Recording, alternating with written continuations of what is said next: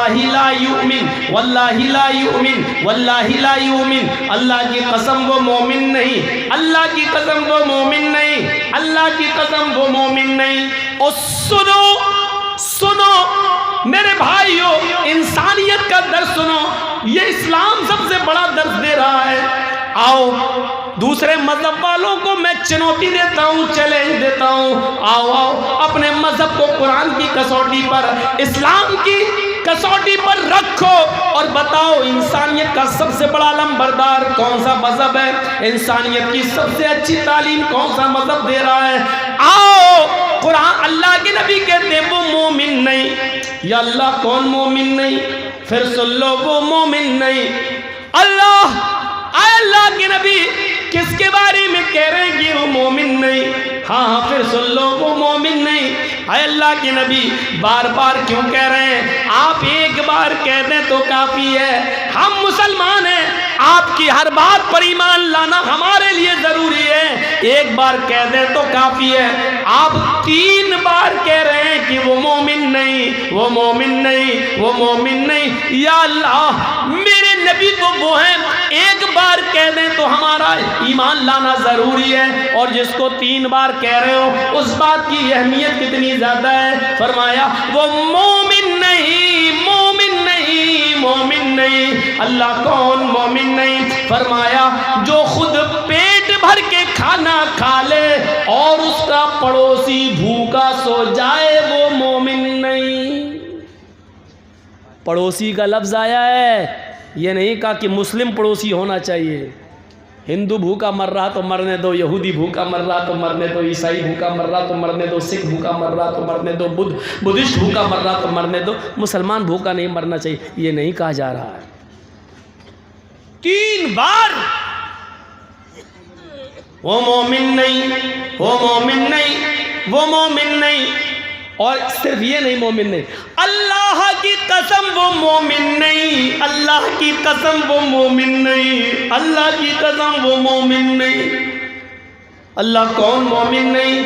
فرمایا وہ مومن نہیں جو خود پیٹ بھر کے کھانا کھا لے اور جس کا پڑوسی بھوکا سو جائے۔ پڑھو تہجدیں، کتنی پڑھنا ہے؟ حاجی صاحب حج کر کے آئے، 60 70 65 سال کی عمر ہو گئی، سعودی عرب کا رومال ڈالیں ہاتھ میں، رات میں اٹھ کے وضو بن، سجدوں پہ سجدے ٹھونکے چلے آ رہے، پڑوسی بھوکا سو گیا بیچارہ۔ آپ کی ذمہ داری تھی بستر پر سونے سے پہلے آپ اپنی بیٹی کو، آپ اپنی بہن کو، آپ اپنی بیوی کو پڑوس میں بھیجتے۔ باتیں باتوں میں آپ کی بیوی بہن بیٹی، پڑوسی کی بہن بیٹی بیوی یا چھوٹے چھوٹے بچوں سے پوچھ لیتی بیٹے تمہارے گھر میں کیا بنا ہے؟ بچے جھوٹ نہیں بولتے، بچے اکثر سچ بولتے ہیں۔ آپ کی بیوی، آپ کی بہن کی ذمہ داری تھی کہ چھوٹے چھوٹے بچوں سے، بڑے تو شرما بھی جائیں گے، ہمارے گھر کی پول نہ کھولے، چھوٹے چھوٹے بچوں سے پوچھا جائے بچوں تمہارے گھر میں آج کیا بنا ہے؟ دیکھو آج ہمیں بھوک لگی ہے، ہم کھانا کھانا چاہتے ہیں۔ اس سے پتہ چلے گا ان بچوں نے کیا کھایا ہے، ان بچوں نے کیا پیا ہے، یہ تمہاری ذمہ داری تھی۔ اللہ کی قسم تو تہجد پڑھتا رہا، اللہ کی قسم رات میں اٹھ کر تو نفل پہ نفل ٹھونکتا رہا، سجدوں پہ سجدے ٹھونکتے رہا، رکوع پہ رکوع کرتا گیا، اور تیرا پڑوسی بھوکا سو گیا، چاہے وہ ہندو ہو یا مسلمان، سکھ ہو یا عیسائی۔ کعبے کے رب کی قسم تیری تہجد قبول نہیں، تیری عبادت قبول نہیں، تیری فرض اور نفل قبول نہیں، کیونکہ اللہ کے نبی نے کہا وہ مومن نہیں، وہ مومن نہیں، وہ مومن نہیں۔ انسانیت کا اتنا بڑا درس۔ ایک صحابی تھے، ان کے گھر میں چوہے بہت ہو گئے تھے،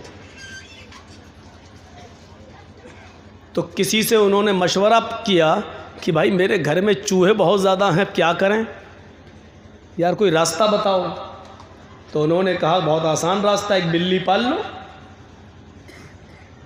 انہوں نے کہا ہاں یار یہ تو بہت آسان راستہ ہے۔ وہ ایک بلی لے آئے، اور جب بلی لے آئے تو انہوں نے پال لی. دوسرے دن چوہے بھاگ گئے سب, کوئی چوہا ہی نہیں ہے. اب وہ سوچ رہے ہیں کہ یار میری بلی نے تو ایک بھی چوہا نہیں کھایا ہے. چوہے تو روز آتے تھے, میرے کپڑے کاٹ جاتے تھے, یہ کر جاتے تھے, وہ کر جاتے تھے, اور بلی نے ایک بھی چوہا نہیں کھایا, نہ مارا. چوہے بھاگ کہاں گئے؟ دوسرے دن انہوں نے بلی ختم کر دی. بھلے ماری نہیں ہے, بلی کو چھوڑ دیا, چلی گئی. کسی نے پوچھا کہ تم نے بلی, چوہے پھر آ گئے. پوچھا کہ بھائی تم تو بلی لے آئے تھے, پھر کیا ہوا؟ کہا میں بلی لے آیا تھا, بلی نے ایک بھی چوہا مارا نہیں, چوہے بھاگ گئے. بلی کو پھر میں نے اس لیے گھر میں نہیں پالا کیونکہ میرے چوہے بھاگ کر پڑوسی کے ہاں چلے گئے تھے. تو یہ کون سی انسانیت ہے اور کون سا ایمان ہے کہ اپنے گھر کی حفاظت کے لیے میں بلی لے آؤں اور وہ چوہے جو میرے گھر میں تھے وہ بھاگ کر پڑوسی کے گھر میں چلے جائیں اور اس کو نقصان پہنچائیں؟ تو یہ بھی تو اسلام نہیں ہے. اللہ کے نبی نے فرمایا جو اپنے لیے پسند کرو وہ اپنے بھائی کے لیے پسند کرو.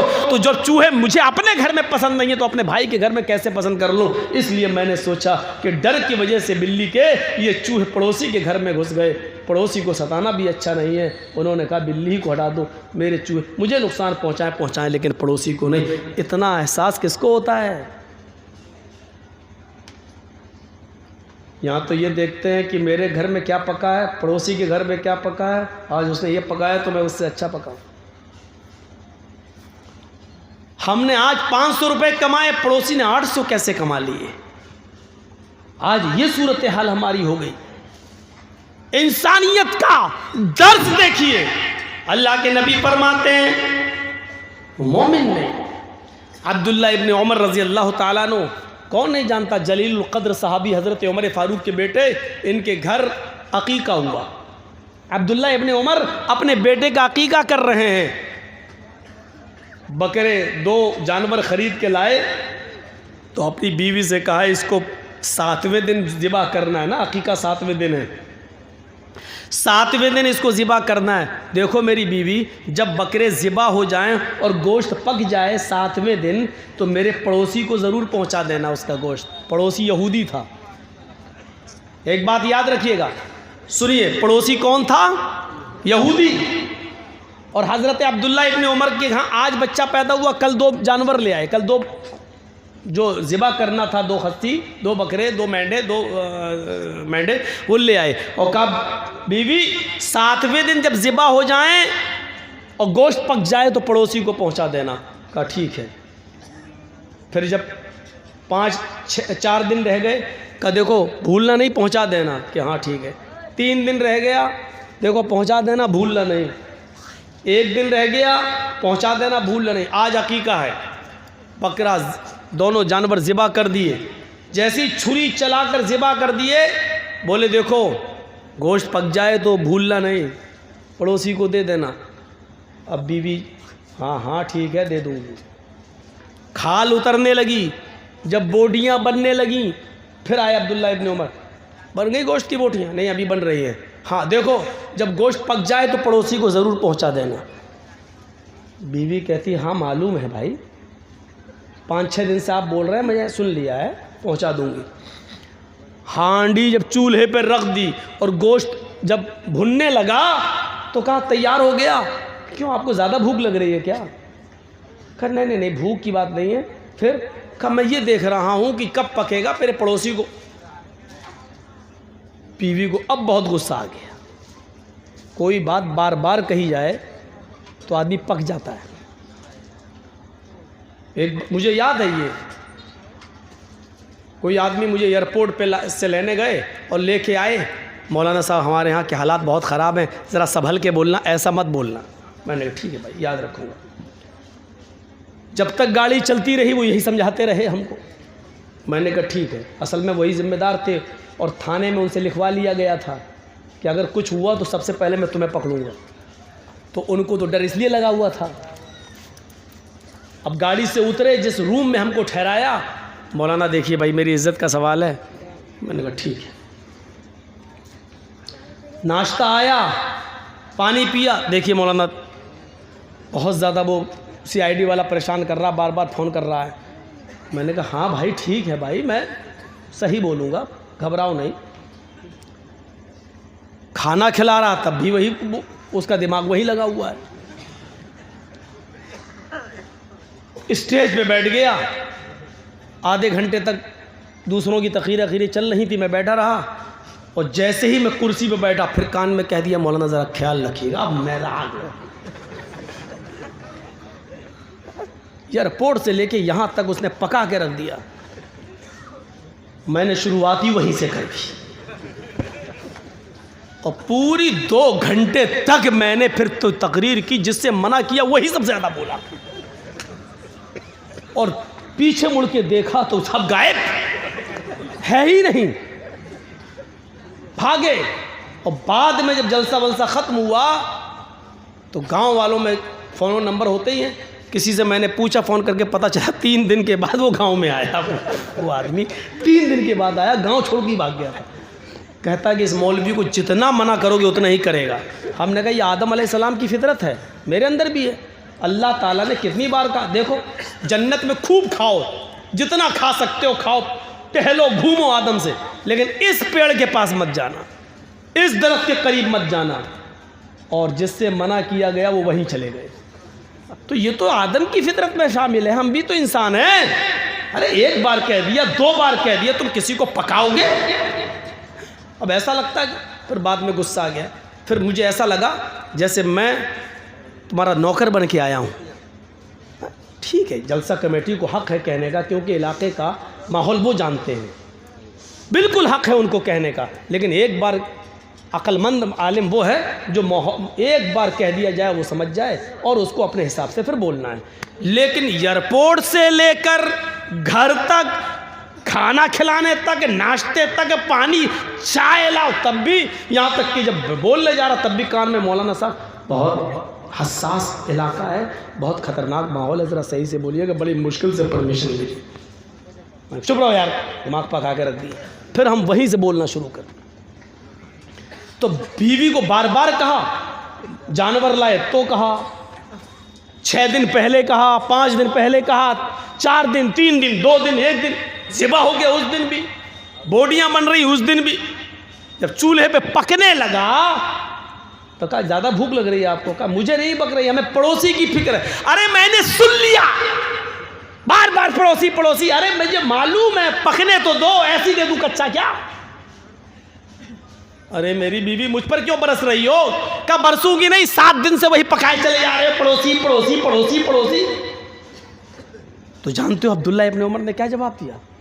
میری بیوی تو میرا غصہ ہونا بجا ہے، جو آدمی بار بار کچھ بولے گا تو میں غصہ آئے گا، لیکن میں بار بار اس لیے بول رہا ہوں. اب سنو، ایک مسجد میں جمعہ کا دن تھا، میں جمعہ کا خطبہ نماز پڑھنے کے لیے مسجد میں گیا. اللہ کے نبی ممبر کے اوپر کھڑے ہوئے. آپ نے جمعے کے دن جو خطبہ دیا ممبر کے اوپر کھڑے ہو کر وہ پڑوسیوں کے بارے میں دیا. پڑوسیوں کی اتنی اہمیت، اتنا مقام، اتنا مرتبہ بتایا کہ میں یہ سوچنے لگا رہ کیا گیا ہے، اب کون سی چیز باقی رہ گئی ہے جو چھوڑ دیا اللہ کے نبی نے. سب تو بتا دیا، یہ پڑوسی کا حق، یہ پڑوسی کا حق. اب ڈر لگنے لگا، اللہ کے نبی صلی اللہ علیہ وسلم سب کچھ تو بتا چکے، اب کہیں یہ نہ کہہ دیں کہ تم جس گھر میں رہتے ہو، جس کمرے میں رہتے ہو، جس باغ میں رہتے ہو، یا جس زمین کے مالک ہو، اس میں اتنا حصہ تمہارے پڑوسی کا بھی ہے، اتنا حق تمہارے پڑوسی کا ہے. کہیں اللہ کے نبی صلی اللہ علیہ وسلم میری زمین و جائیداد اور گھر و مکان میں پڑوسی کو وارث نہ بنا دیں. بنایا نہیں، لیکن ڈر لگنے لگا کہ کہیں اللہ کے، اب آخری چیز یہی تو رہ گئی ہے، اب کہیں ایسا نہ ہو کہ اللہ کے نبی یہ کہہ دیں، یہ نہ کہہ دیں کہ پڑوسی کا اتنا حق ہے. میری بیوی اس لیے میں بار بار کہہ رہا ہوں کہ پڑوسی کو پہنچاؤ. یہ ہے انسانیت کا سب سے بڑا علمبردار مذہب.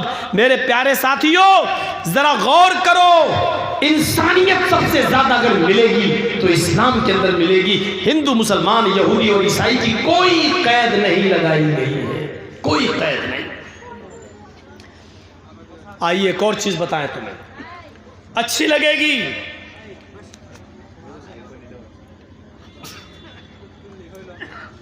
آپ مجھ سے قرض، میں نے آپ سے قرض لیا ہو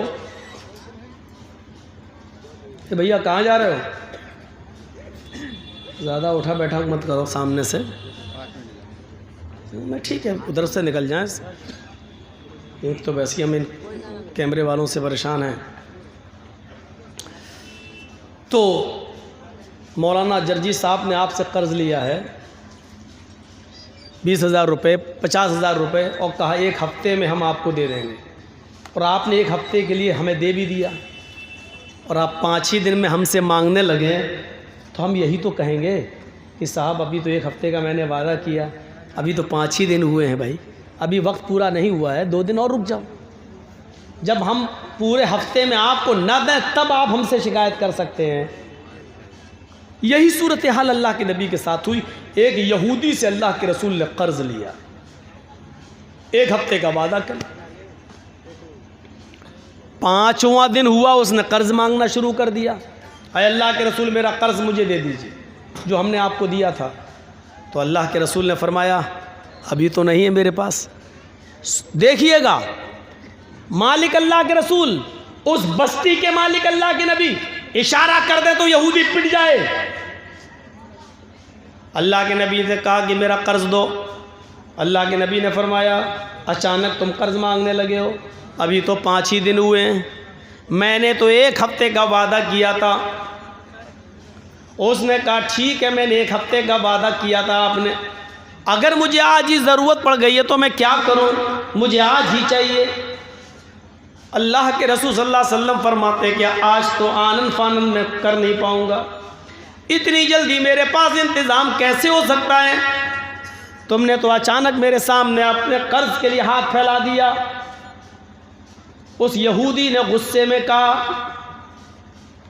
اے محمد صلی اللہ علیہ وسلم تو ہم اس لیے کہہ رہے ہیں کہ نام آ رہا ہے، اس نے تو نہیں کہا اے محمد آپ کو آج ہی میرا قرض دینا ہوگا۔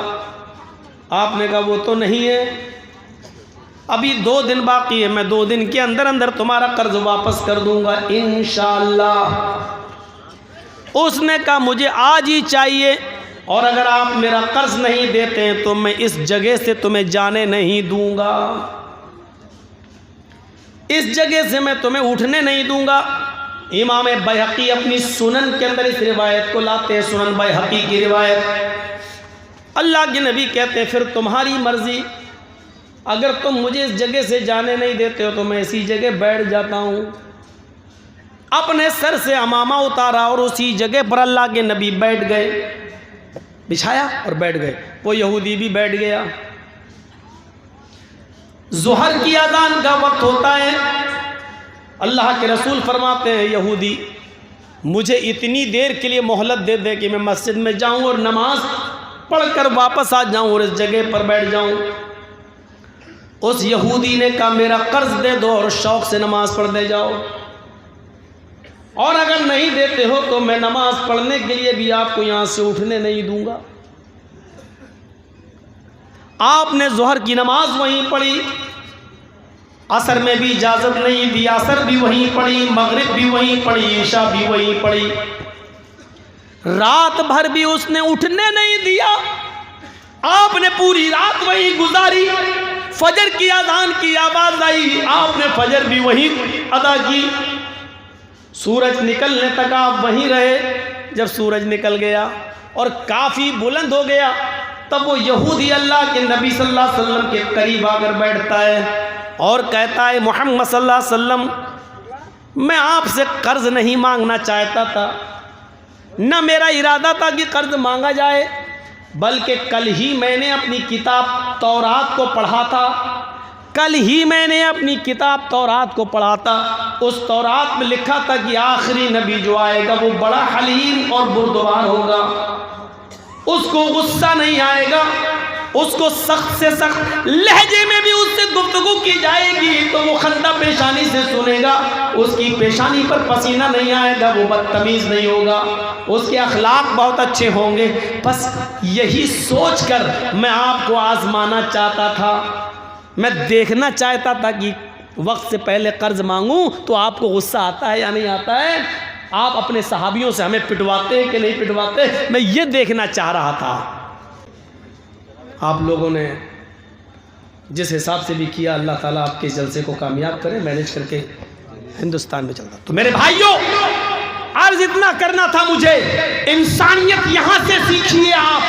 جو اسلام پیش کر رہا ہے، اسلام پیش کر رہا ہے، اللہ کے نبی صلی اللہ علیہ وسلم نے فجر بھی وہیں پڑھی، سورج نکل گیا تو وہ یہودی خود آتا اور کہتا کہ اللہ کے نبی صلی اللہ علیہ وسلم میں دیکھنا چاہتا تھا کہ آپ کو غصہ تو نہیں آتا ہے؟ تو اللہ کے نبی صلی اللہ علیہ وسلم نے پوچھا کیف وجدت نعتی فی کتابک، اپنی کتاب کے مطابق تم نے میری صفت کیسی پائی؟ یعنی تم نے اپنی کتاب تورات میں جو پڑھا تھا اس کے مطابق مجھے کیسا پایا؟ اس نے کہا میری کتاب میں جیسے لکھا تھا اس سے بھی اچھا، اس سے بھی آگے بڑھ کر، اس سے بھی بڑھ کر آپ کو میں نے بااخلاق پایا ہے۔ پھر اللہ کے نبی صلی اللہ علیہ وسلم نے اس سے پوچھا پھر تجھے کون سی چیز روک رہی ہے اسلام قبول کرنے سے؟ یعنی اپنی کتاب کے مطابق جب تو نے مجھے ویسا پا لیا جیسی تیری کتاب میں لکھا ہے تو پھر اسلام قبول کیوں نہیں کرتا؟ پھر کون سی چیز مانے؟ پھر کون سی چیز تجھے روک رہی ہے اسلام قبول کرنے سے؟ کہنے لگا ہاتی یدک ابایک علی الاسلام، اے اللہ کے نبی اپنا ہاتھ بڑھائیے، اپنا ہاتھ لائیے، میں آپ کے ہاتھ پر ہاتھ رکھ کر کلمہ پڑھنا چاہتا ہوں۔ اللہ کے نبی نے اپنا ہاتھ بڑھایا اور اس یہودی نے اسی وقت کلمہ پڑھا، اشہد ان لا الہ الا اللہ و اشہد ان محمدن عبدہ و رسولہ۔ اس زمین کے مالک ہم، اس شہر کی پوری باغ ڈور میرے ہاتھ میں، میرا ایک ایک صحابی میرے ایک اشارے پر قتل کرنے کے لیے تیار، لیکن ایک معمولی یہودی کہہ رہا بیٹھ جاؤ، جب تک میرا قرض نہیں دو گے میں اٹھنے نہیں دوں گا۔ اللہ کے رسول بیٹھ جاتے ہیں۔ اس یہودی کا حق ہے، وہ قرضہ لے سکتا ہے، سختی سے مانگ سکتا ہے کیونکہ اس نے مجھے قرضہ دیا ہے۔ یہ الگ بات ہے کہ وقت سے پہلے مانگ رہا ہے، لیکن اس نے اپنے قرض کا مطالبہ کیا ہے۔ اللہ کے رسول نے انسانیت دکھائی، سب کچھ طاقت پاور سب کچھ ہونے کے باوجود بھی آپ نے کسی صحابی سے یہ نہیں کہا نہیں۔ حضرت عمر بگڑنے بھی لگے، تیری اتنی ہمت ہمارے نبی کو؟ اللہ کے رسول نے کہا نہیں اے عمر نہیں، وہ مجھے کہہ رہا جو کہہ رہا تم کو نہیں، آپ اپنا کام کریے۔ آپ نے حضرت عمر فاروق کو روک دیا اور خود آپ اس کے ساتھ ویسا ہی کرتے گئے جیسا وہ چاہتا گیا۔ اس سے بڑی انسانیت، اس سے بڑا انسانیت کا درس، اس سے بڑا انسانیت کا پاٹھ، اس سے بڑا انسانیت کا سبق ہمیں دنیا کی کون سی کتاب میں ملے گا اور کون سے پاٹھ اور لیسن اور سبق کہاں ملے گا؟ میرے بھائیو آؤ ایک اور منظر دکھلاتے ہیں آپ کو۔ اللہ کے رسول صلی اللہ علیہ وسلم کو قتل کرنے کے ارادے سے بھیس بدل کر، شکل بدل کر، بھیس بدل کر یمامہ کا گورنر سمامہ ابن اسال مدینے کے اندر گھستا ہے، تلوار میں زہر بجھا ہوا ہے، اس کی تلوار میں زہر لگا ہوا ہے، وہ محمد رسول اللہ کے قتل کے ارادے سے آیا ہے کہ جہاں محمد دکھائی دیں گے ہم ان کو قتل کر دیں گے۔ جاسوس کی سزا کیا ہے اسلام میں؟ قتل کر دو۔ جو جاسوسی کرتا ہو اس کی سزا اسلام میں یہ ہے کہ اس کو پکڑو اور اس کو قتل کر دو۔ تو حضرت محمد رسول اللہ کے قتل کے ارادے سے آیا، کون؟ یمامہ کا گورنر۔ کون ہے؟ یہودی ہے، مدینے میں گھس گیا، لیکن محمد رسول اللہ صلی اللہ علیہ وسلم کی خفیہ اور جاسوسی پولیس نے، خفیہ فورس نے پتہ لگا لیا اور اس بھیس بدل کرانے والے سمامہ ابن اسال کو اریسٹ کر لیا، گرفتار کر لیا۔ اس کو سختی سے پوچھا تو اس نے اپنا جرم قبول کر لیا کہ ہاں میں یمامہ کا گورنر سمامہ ہوں اور یہاں محمد رسول اللہ کے قتل کے ارادے سے آیا ہوں۔ آج آپ دیکھ لیجئے کس طریقے سے اپنی ذاتی دشمنیاں نبھائی جا رہی ہیں جیلوں کے قیدیوں کے ساتھ، کس طریقے سے بلڈنگیں اور بڑے بڑے محل گرائے جا رہے ہیں، ذاتی انتقام لیکن محمد الرسول اللہ صلی اللہ علیہ وسلم نے بھی ایک یہودی کو قید کروایا، پکڑا گیا۔ اللہ کے رسول کو خبر دی جاتی ہے کہ ثمامہ پکڑا گیا ہے، آپ کو قتل کرنے کے ارادے سے آیا ہے، کیا میں اس کو قتل کر دوں؟ کیونکہ جو آپ کے قتل کے ارادے سے آیا ہو اتنا خطرناک مجرم ہو، اس کی سزا تو یہی ہے کہ اس کو قتل کر دیا جائے۔ اللہ کے نبی صلی اللہ علیہ وسلم نے فرمایا نہیں نہیں، اس کو قتل نہ کیا جائے، میں آنے والا ہوں مسجد کے اندر ابھی، تب تک اس کو مسجد نبوی کے ایک ستون سے، کھمبے سے اس کو باندھ دیا جائے۔ لکڑی کے ستون تھے، لکڑی کے، جیسے یہ آپ کے یہاں بلیاں لگی ہوئی ہیں نا، ایسے ہی مسجد نبوی کے اندر بلیاں لگی ہوئی تھی، لکڑیوں کے ستون، اور اس کے اوپر کھجور کے پتوں کی چھت تھی، لینٹر نہیں تھا، کھجور کے پتوں کی چھت۔ تو جو سب سے موٹا ستون تھا، اس ستون سے لے کر ایسے کمر سے لے کر اور دونوں ہاتھ لے کر ایسے اس کو پیچھے سے باندھ دیا گیا ہے ثمامہ ابن اسال۔ تھوڑی دیر کے بعد جب اللہ کے نبی، وہی جیل تھی، آج کل کی طرح جیلیں نہیں تھیں، مسجد نبوی میں کس کو؟ ایک یہودی قیدی کو، وہ بھی یمامہ کا گورنر، اس کو پکڑ کر باندھ دیا گیا، یہی جیل کھانا تھا، قید کر دیا گیا اور باندھ دیا گیا۔ جب نماز کا وقت ہوا تو اللہ کے نبی صلی اللہ علیہ وسلم مسجد میں آئے، آپ نے ثمامہ کو دیکھا، ثمامہ نے ایسے محمد کو دیکھا تو اپنا سر جھکا لیا۔ اللہ کے نبی پوچھتے ہیں ما شأنک یا ثمامہ، ثمامہ کیا حال ہے؟ بخاری شریف کی حدیث کے الفاظ، ثمامہ کیا حال ہے؟ ثمامہ کہتا ہے کہ گرفتار کرا کے حال پوچھتے ہو، اریسٹ کروا کے حال پوچھتے ہو، ایک قیدی کا کیا حال ہو سکتا ہے جب قید میں رہے گا؟ اللہ کے نبی نے پوچھا ثمامہ کیا تم مجھے قتل کرنے کی نیت سے آئے تھے؟ اس نے کہا ہاں۔ جانتے ہو اس کی سزا کیا ہے؟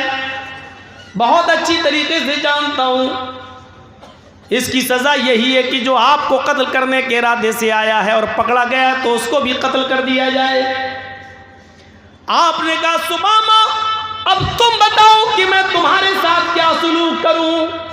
جرم تو تمہارا بڑا ہے، ایک تو بھیس بدلا، شکل بدلی، تلوار میں زہر لگایا، میرے قتل کے ارادے سے مدینے میں میری پرمیشن کی بغیر انٹری کی، اور ہمت دیکھو مجھے قتل کرنے کے لیے آئے۔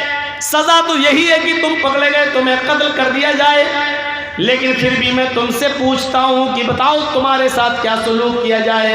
اے ثمامہ بتاؤ تمہارے ساتھ کیا کروں؟ ثمامہ کا جواب سنو، ثمامہ کہتا ہے ان تقتل زاد من وان تنعم ملا شاکر۔ اے محمد صلی اللہ علیہ وسلم، آپ کو اختیار ہے، آپ چاہیں تو مجھے قتل کر سکتے ہیں، اگر آپ قتل کریں گے تو آپ مجرم نہیں ہوں گے، ایک صاحب حق کو قتل کریں گے، ایک مجرم کو قتل کریں گے، جو قتل کے لائق ہے اس کو قتل کریں گے، آپ کا کوئی گناہ نہیں ہے، اگر آپ مجھے قتل کرنا چاہیں تو قتل کر سکتے ہیں، آپ حقیقت میں مستحق، جو قتل ہونے کا مستحق ہے اسی کو قتل کریں گے، لیکن آپ تو بڑے رحم والے ہیں، رحمت والے ہیں، کرپالو اور دیابان ہیں، اس لیے وَإِن تُنْعِمَ عَلَىٰ شَاكِرٍ، اگر احسان کریں گے چھوڑ دیں گے، میرے بیوی بچے ہیں، اگر آپ مجھے چھوڑ دیں گے کچھ لے دے کر تو آپ کا ایک احسان ہوگا، میں آپ کا شکر گزار ہوں گا، میں آپ کا شکر کو ادا کروں گا۔ اللہ کے نبی نے کہا، چھوڑ دیا، اس دن کچھ نہیں کہا، ٹھیک ہے۔ دوسرے دن پھر آپ آئے، پھر وہی پوچھا ثمامہ کیا کروں تمہارے ساتھ؟ ثمامہ کا پھر وہی جواب، قتل کرنا چاہیں تو قتل کر دیں، چھوڑنا چاہیں تو چھوڑ دیں، قتل کریں گے تو آپ مجرم نہیں ہوں گے، چھوڑ دیں گے تو آپ کا احسان ہوگا میرے لیے۔ دوسرے دن بھی آپ نے کچھ نہیں کیا، ثمامہ کو کھانا کھلایا، ہاں پانی پلایا، کوئی تکلیف تو نہیں ہونے دی؟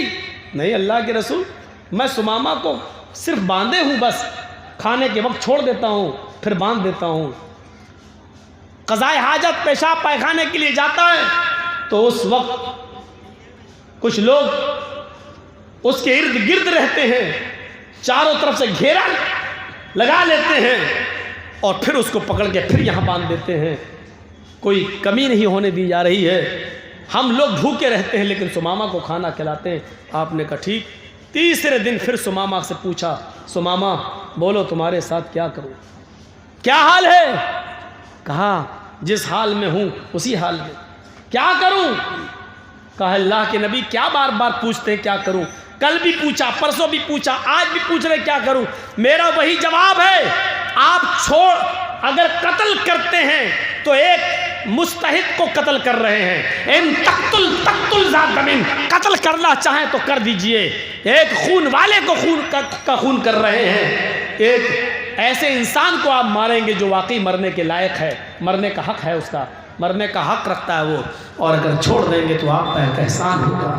آپ نے کہا سمامہ 3 دن سے میں تمہیں قید کیے ہوئے ہوں، کھانے پینے میں کوئی تکلیف نہیں ہونے دی۔ اس نے کہا بالکل۔ آئے سمامہ میں تمہیں چھوڑنا بھی چاہتا ہوں اور میں نے یہ نیت کر لی ہے کہ میں تمہیں چھوڑ دوں، تمہارے بھی بیوی بچے ہیں، لیکن آئے سمامہ میری ایک شرط ہے۔ کہا بتاؤ اے محمد، کچھ مال چاہیے، دولت چاہیے، سونا چاندی چاہیے، میں یمامہ کا گورنر ہوں، ایک حکم دوں گا بھی فوراً چلا آئے گا۔ آپ نے کہا نہیں اے سمامہ مجھے سونے کی چاندی کی ضرورت نہیں ہے، سمامہ میری ایک شرط بس اتنی ہے، میں جب بھی مسجد میں آتا ہوں تو مجھے دیکھتا ہے، چہرہ گھما لیتا ہے، مجھے دیکھتا نہیں ہے، میری آنکھوں میں آنکھیں نہیں ڈالتا ہے، سمامہ بس میری خواہش اتنی ہے، ایک بار تو میری آنکھوں میں آنکھیں ڈال کر مجھ سے بات کر، جیسے میں تجھ سے بات کر رہا ہوں تو مجھے دیکھ کر بات کر، میں تجھ سے بات کرتا ہوں تو سر پھیر کر، چہرہ دوسری طرف کر کے منہ موڑ کر مجھ سے بات کرتا ہے۔ آئے سمامہ میں وعدہ کرتا ہوں کہ میں تجھے چھوڑ دوں گا، لیکن ایک بار تو میری شکل تو دیکھ لے، میری آنکھوں میں آنکھیں ڈال کر بات تو کر لے۔ مولانا جرجیس کو اگر پھانسی کی سزا ہو جائے اور جج صاحب یہ کہہ دیں کہ جرجیس صرف میری آنکھوں میں آنکھیں ڈال کر بات کرو، مجھے دیکھ کر بات کرو، میں تمہاری پھانسی کی سزا معاف کر دوں گا، تو بتاؤ جرجیس دیکھ لے گا کہ نہیں دیکھ لے گا؟ ارے دیکھنے میں کیا جی جج صاحب، لیکن یہ کتنا بڑا شاطر دماغ آدمی، اس کو آفر بھی دے دیا میں چھوڑ دوں گا، اور وہ جانتا ہے کہ محمد صلی اللہ علیہ وسلم اپنے وعدے کے پکے ہیں، جو کہتے ہیں کرتے ہیں۔ کہا میں چھوڑ دوں گا لیکن مجھے دیکھ لے، میری آنکھوں میں آنکھیں ڈال کر ایک بار گفتگو کر لے۔ تو جانتے ہو اس نے کیا جواب دیا؟ جان چھوڑنے کا آفر مل گیا، لیکن اس کا جواب دیکھو کیا تھا۔ کہتا ہے محمد ما رأیت وجہا اقبح من وجہک، میں نے ایران کا بادشاہ دیکھا ہے، میں نے توران کا بادشاہ دیکھا ہے، میں نے مصر کے بادشاہ کو دیکھا ہے، میں نے شام کے بادشاہ کو دیکھا ہے، میں نے عراق کے بادشاہ کو دیکھا ہے، میں نے اردن کے بادشاہ کو دیکھا ہے، میں نے آذربائیجان کے بادشاہ کو دیکھا ہے۔ محمد میں نے بڑے بڑے بادشاہوں کے چہرے دیکھے ہیں، تیرا چہرہ جانتا ہے کیسا لگتا ہے مجھے؟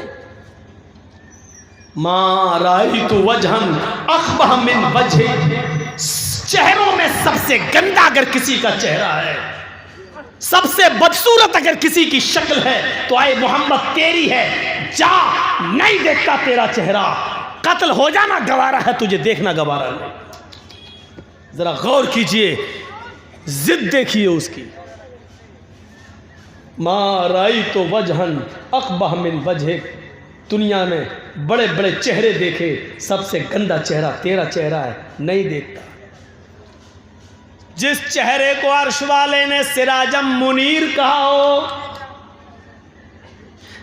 یا ایھا النبی انا ارسلناک شاہدا ومبشرا ونذیرا والداعیا الی اللہ باذنہ وسراجا منیرا.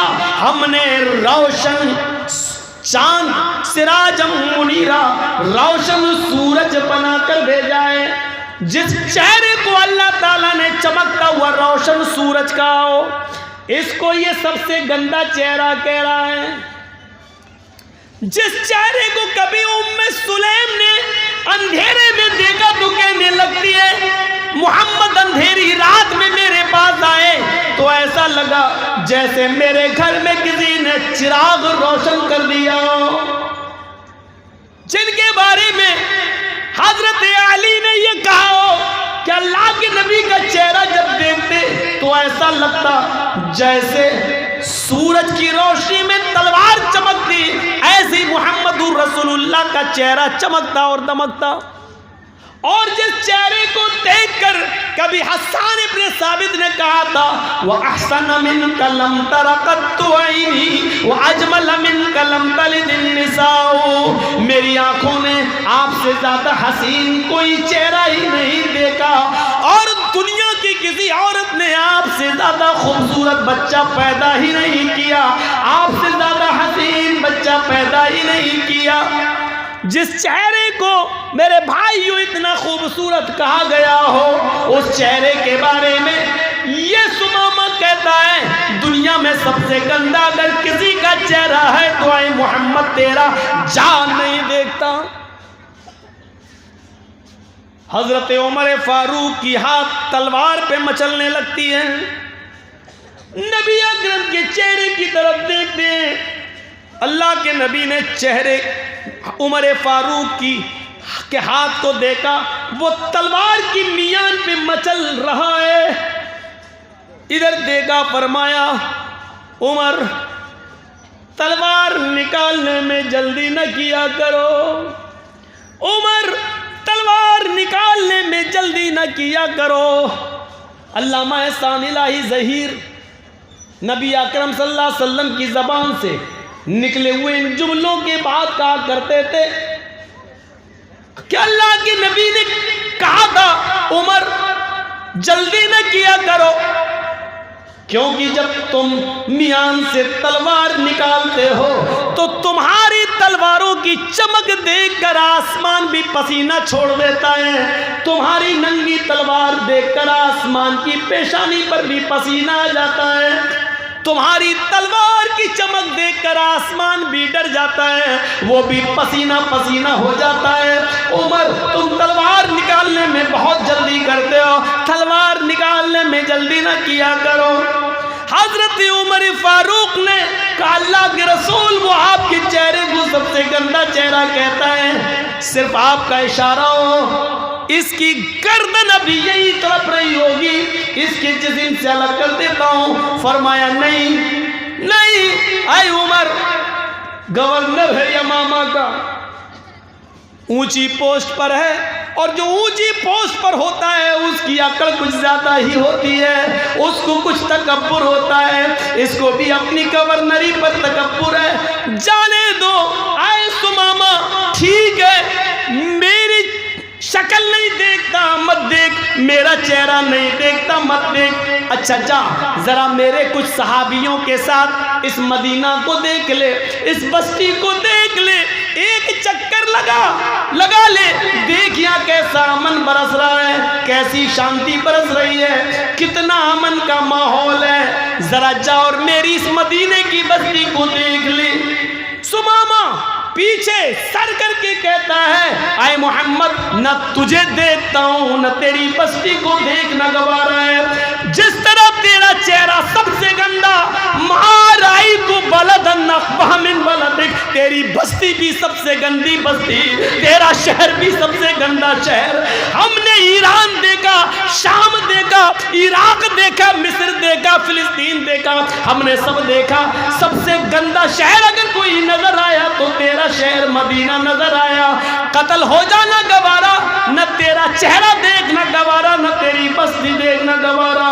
اللہ کے نبی کہتے ہیں اے عمر میں نے اس کو معاف کر دیا ہے، یہ یہ مجھے نہیں دیکھتا ہے نہ دیکھنے دو، یہ میری بستی کو نہیں دیکھتا ہے نہ دیکھنے دو، جاؤ اس کے بیوی بچے ہیں اس کا انتظار کر رہے ہوں گے، میں نے اس کو چھوڑنے کا حکم نافذ کر دیا ہے، جاؤ اس کو چھوڑ دو، جاؤ اس کی رسی سے اس کو آزاد کر کے اس کو خیریت کے ساتھ مدینے کے بارڈر کو کراس کرا دو۔ دیکھو مدینے کی بستی سے کراس کرانا تمہاری ذمہ داری ہے، اس مدینے میں اس کا کوئی قتل نہ کر دے، میں نے اس کو چھوڑ دیا ہے اور مدینے کے بارڈر تک اس کو حفاظت کے ساتھ پہنچانا تمہاری ذمہ داری۔ لیجئے جو تلوار لے کے قتل کرنا چاہ رہا تھا حضرت عمر انہی کو ذمہ داری دے دی کہ ان کو بارڈر کراس کرا دو، جو قتل کرنا چاہتے تھے وہ حفاظت کر رہے ہیں، سیکورٹی گارڈ بن کے جا رہے ہیں، باڈی گارڈ بن کے جا رہے ہیں۔ یہ دیکھیے آپ، یہ دیکھیے یہاں تو پتہ ہی نہیں چلتا ہے کہ کب نکال کے جا رہے ہیں اور کب گاڑی پلٹ جائے، کب کہہ دیا جائے کہ ہتھیار چھین کے بھاگ رہا تھا اس لیے ہمیں جواب میں گولیاں چلانا پڑی۔ غور کرو اور سیکھو حکومت کیسے چلائی جاتی ہے، سیکھو جناب محمد رسول اللہ صلی اللہ علیہ وسلم سے۔ حضرت عمر کو باڈی گارڈ بنا، مولانا جرجیس جس کو مارنا چاہ رہے ہیں اسی کو کہہ دیا جائے جاؤ تمہیں ان کے گھر کھانا بھی کھانا ہے اور ان کا سر بھی دبانا، تو کیسا لگے گا مولانا جرجیس کو؟ سر دباتے دباتے گلا دبا دو، لیکن نہیں، حضرت عمر نے سر نیچے کر لیا کیونکہ یہ حکم تھا جناب محمد الرسول اللہ صلی اللہ علیہ وسلم۔ لے کے چلنے لگے، ثمامہ مسجد سے باہر نکلا، مسجد نبوی کی چوکھٹ سے مڑ کر دیکھتا ہے کہ چلو دیکھ ہی لو اس کا چہرہ، دیکھنے میں حرج کیا ہے، اب تو چھوڑ ہی دیا ہے، بہت کہہ رہا تھا دیکھ لو، اتنا سب کچھ کہنے کے بعد بھی چھوڑ دیا، ایسی ایسی باتیں سنتا تھا ان کے بارے میں لیکن اتنا سب کچھ کہنے کے بعد چھوڑا، گیا مسجد کے دروازے سے نکلا، اللہ کے رسول اس کو مسجد کے دروازے تک چھوڑنے آئے، دشمن کو چھوڑنے آئے، جو قتل کرنے آیا تھا محمد رسول اللہ کا اس کو چھوڑنے کے لیے۔ اور سیکھو، اس کو نہیں معلوم کہ پیچھے پیچھے اللہ کے رسول آ رہے ہیں، دروازے پہ گیا، پیچھے مڑ کے دیکھتا ہے کہ دیکھ لوں، جیسے اس نے پیچھے مڑ کے دیکھا سامنے محمد رسول اللہ کھڑے ہیں، کہا ثمامہ یہ تمہیں چھوڑ کے آئے۔ اب اس نے قریب سے نبی کی شکل دیکھی، پھر آگے بڑھتا ہے، عمر کہتے ہیں آہستہ آہستہ چلو، لیکن وہ تیز تیز چل رہا ہے۔ ثمامہ جتنی تیزی کے ساتھ قدم آگے بڑھاتا ہے اس کا دل دگنی رفتار سے پیچھے کی طرف بھاگ رہا ہے، ثمامہ کے پیر آگے کی طرف لیکن ثمامہ کا دل جناب محمد رسول اللہ کی طرف۔ 2 میل دور چلا گیا، جو گاؤں ملا اس گاؤں میں ایک کنواں نظر آیا، اس کنویں کے پاس آ کر بیٹھ گیا، ڈول سے پانی نکالا، صحابہ کو مسجد نبوی کے پاس کنویں کے پانی سے نہاتے ہوئے دیکھا، اسی طریقے سے نہایا، غسل کیا اور غسل کرنے کے بعد پھر لوٹ کر واپس آنے لگا۔ حضرت عمر کہتے ہیں کہاں جا رہے ہو؟ ہمیں مدینے کے بارڈر تک چھوڑنے کا حکم دیا گیا ہے۔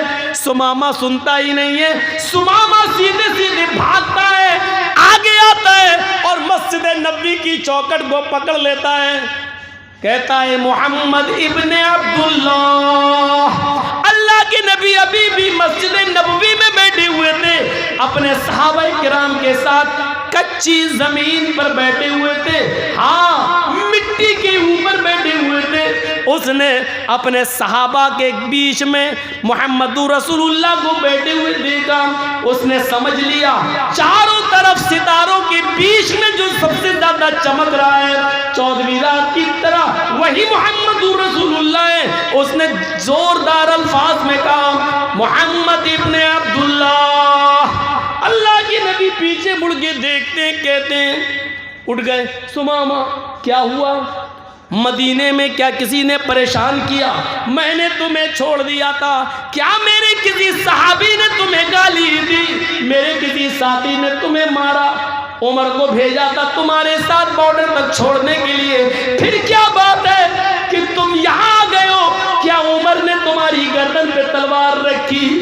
جواب دیتا سمامہ روتے ہوئے، نہیں اے اللہ کے نبی ایسا کچھ نہیں ہے، میں اب قید ہو گیا، جب رسی سے بندھا تھا تو آزاد تھا، جو من میں آتا تھا بولتا تھا، آپ کے خلاف بھی زہر اگلتا تھا، لیکن جب آپ نے مجھے آزاد کر دیا تو حقیقت میں وہ آزادی نہیں تھی، آپ نے مجھے اپنے دل کا گرویدہ بنا لیا ہے، اپنے اخلاق کے رسی میں باندھ دیا ہے، مجھے معاف کر کے میرے بیویوں بچوں پہ احسان کر کے آپ نے مجھے خرید لیا ہے۔ اے محمد ابن عبداللہ، یمامہ کا گورنر تھا، آج گورنری کا تاج اتارتا ہوں اور محمد کے پیروں کے جوتے صاف کرنے کے لیے، محمد کی غلامی کرنے کے لیے تیار ہوں، مجھے بھی اپنا غلام بنا لو، مجھے بھی اپنے مذہب میں لے آؤ، مجھے بھی اسلام سے جوڑ دو۔ اشہد ان لا الہ الا اللہ واشہد ان محمدن عبدہ ورسولہ، یہ کلمہ پڑھتا ہے اور سمامہ جناب محمد رسول اللہ کا سچا امتی بن جاتا ہے۔ ایک یہودی ہے، قیدی ہے، اور اتنا بڑا مجرم ہے کہ اس کے جرم کے حساب سے اس کی سزا قتل ہے، لیکن اس کو معاف کر رہے ہیں محمد رسول اللہ۔ اگر یہ اخلاق سب پڑھ لیں تو کوئی بھی نتیانند پیدا نہ ہو، اور کوئی بھی وسیم رضوی کی طرح قرآن کی آیتیں نکالنے کی بات نہ کرے۔ شرط یہ ہے کہ گھرڑا اور نفرت کی چادر اتار کر محمد رسول اللہ صلی اللہ علیہ وسلم کی زندگی کا مطالعہ کیا جائے۔ قیدیوں کے ساتھ یہ حسن سلوک، انسانیت کا ایسا درس، انسانیت کا ایسا سبق ہمیں دنیا کی کسی کتاب کے اندر نہیں ملتا ہے۔ کہاں ہے انسانیت آج؟ پڑوسی پڑوسی کو کھایا جا رہا ہے، دوست دوست کو کھایا جا رہا ہے، ایک دوسرے کا حریف بنا ہے۔ ہم آج اپنی تکلیف سے اتنے پریشان نہیں ہیں جتنا آپ کی خوشی سے ہم پریشان ہیں، ہم اپنی پریشانی سے اتنا پریشان نہیں ہیں جتنا آپ کو آرام میں دیکھ کر ہم پریشان ہو رہے ہیں۔ میرے بھائیوں، آج یہ صورتحال ہماری ہو چکی ہے، ہماری